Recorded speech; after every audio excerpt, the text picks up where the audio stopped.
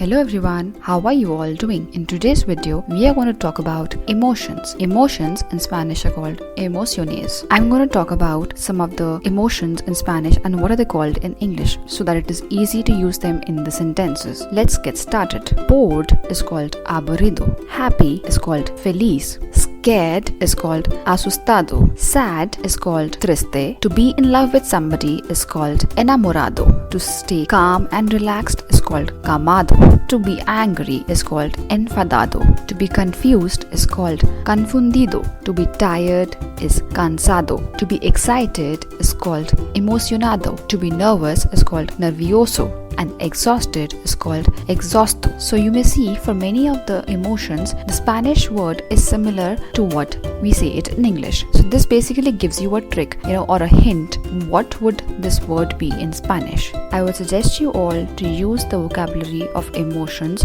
so that you can register them well. Follow our Instagram handle for more Spanish content like Spanish facts, Spanish cuisines, contests and much more. Don't forget to like, share and press the bell icon so that you don't miss to the next session. Stay tuned for my next video on days and months in Spanish. Gracias.